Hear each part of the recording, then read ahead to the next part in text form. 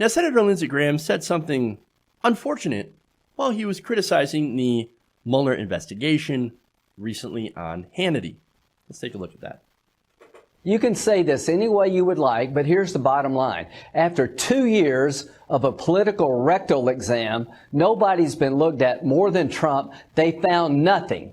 But the answer for the Democrats is Trump's got to go. They will not beat him at the ballot box. If they try to impeach him, they're going to ensure his reelection. I want the American people to know that Bob Mueller did his job. He looked at Trump every way you could look at Trump, and he found nothing. And this is just political revenge. It's going to blow up in their face, and I can't wait to 2020.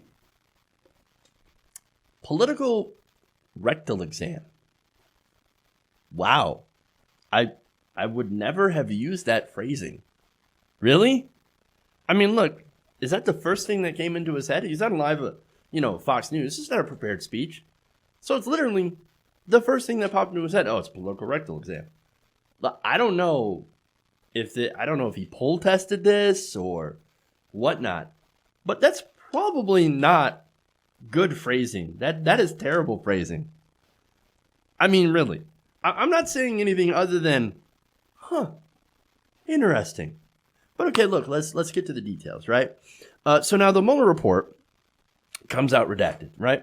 Now, what we saw from it is basically it said that there wasn't quite enough evidence to prove a criminal conspiracy, and it was actually a really narrow report. Now, the right wing's like, oh, it's such a broad report. Oh, my God.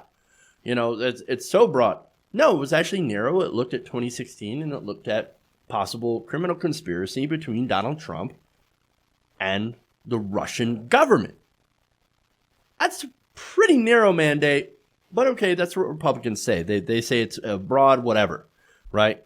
But can't you just let it go? You guys won on this issue. No criminal conspiracy, no criminal conspiracy. You can rub it in Maddow's face. No criminal conspiracy. But anyway, okay, moving on, right?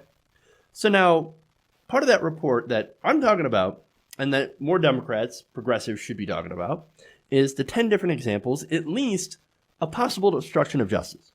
Now, Mueller himself, he said, look, I can't indict the sitting president. I don't think that I have the authority to do that. So what I'm going to do is I'm going to kick it over to Congress and then let them do their job, right? So now Democrats in Congress,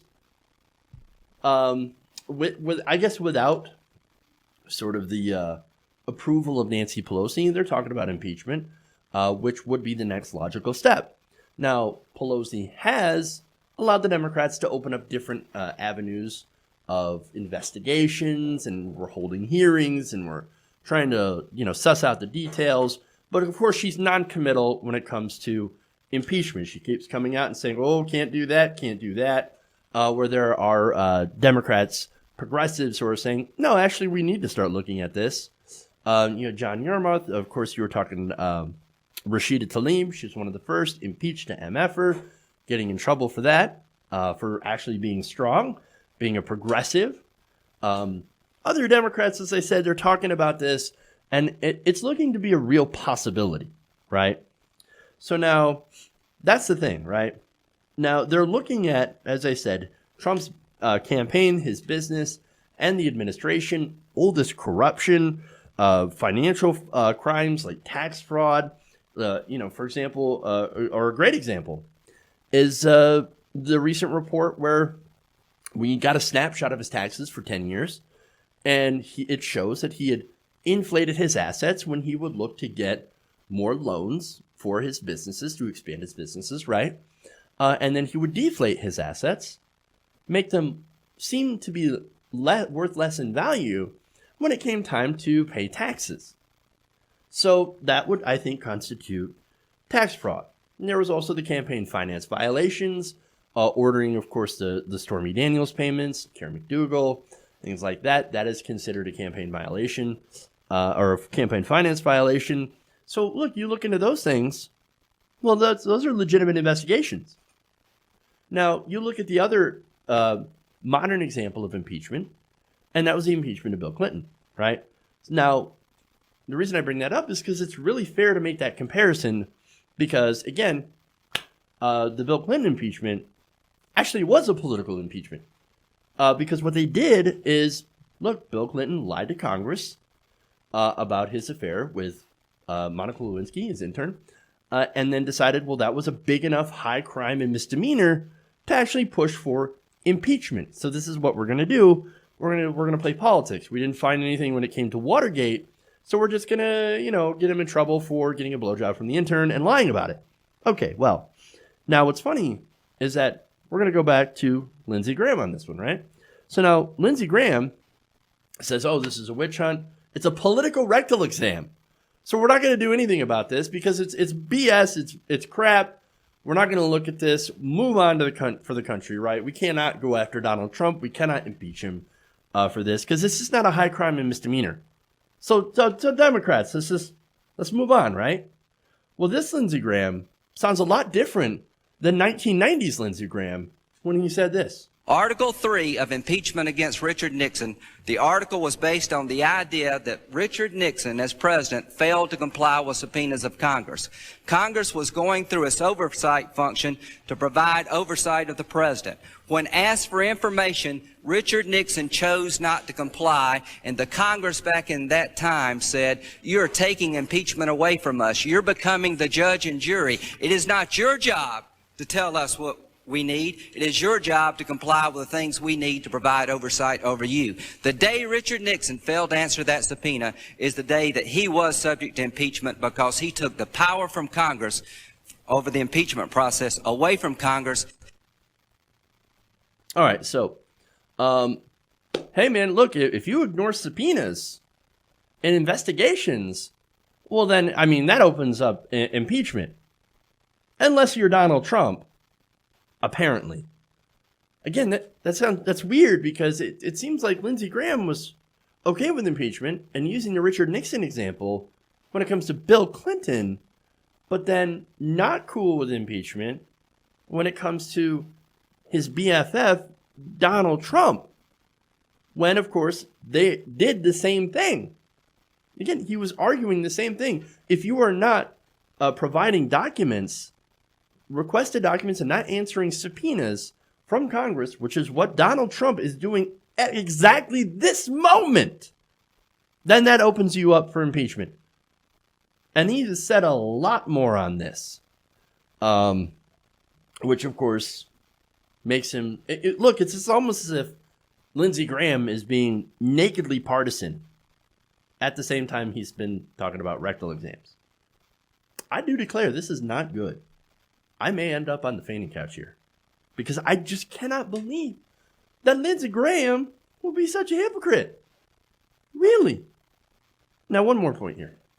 Again, the Mueller report, I have to stress this, strictly looked at Trump, Russia. Very limited in scope. Now, it's important to note that some of the things that they found during the course of that investigation did spin off into separate investigations. You know why? Because it was outside of Mueller's mandate. That's why some of the investigations into the financial stuff that were spread from, for example, seizing some of the documents from Michael Cohen went to the Southern District of New York to look into and went into these other smaller satellite investigations to the Mueller investigation. So the central theme, though, of this investigation, the Mueller investigation that they continue to complain about, was a conspiracy between Trump and Russia. If there was no conspiracy, like the report says, and like I believe, then why not let Mueller testify to confirm those findings? Why not? Why not? Let's get some clarity on this issue. Let's talk about it so that we don't have to talk about the collusion or whatever, right? That was not mentioned in the report. They didn't actually mention the word collusion in the report. They mentioned criminal conspiracy. So, hey, why don't you have them testify so that we can clear this whole thing up? Oh, wait, for some reason they don't want to do that, and I'm kind of curious as to why. I mean, look, seeing how afraid of Trump, or how afraid Trump is of this redacted report and of unredacting certain parts of it, and his minions like Lindsey Graham, when they see that, well, they also get nervous too. Like, wait a minute, what is he hiding? Well, now I've got my political career tied to his.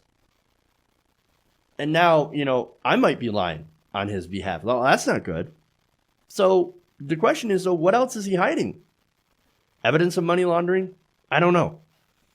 Maybe some sort of crime, maybe nothing. But he sure wants to hide. There is something that is making Trump world incredibly spooked about the possibility of Mueller testifying, and I'd love to know why, and I think the American people would also love to know. Hey guys, hopefully you enjoyed that free video. Now I'm going to have to ask you a favor. Between the demonetization and the YouTube algorithm messing around with view counts, etc., we're having a hard time adjusting to the new YouTube reality, which is where you guys come in. See, we have a Patreon, patreon.com/TYTNation, set up to help us rely on you guys, the viewers, instead of big corporate ads. Look, you know the show. You know I'm not in favor of big corporations anyway. So help us transition away from relying on the ad model to pay the bills and sign up to be a patron, patreon.com/TYTNation. That goes a long way to help us keep the lights on. And you guys will know that you're supporting independent, progressive media.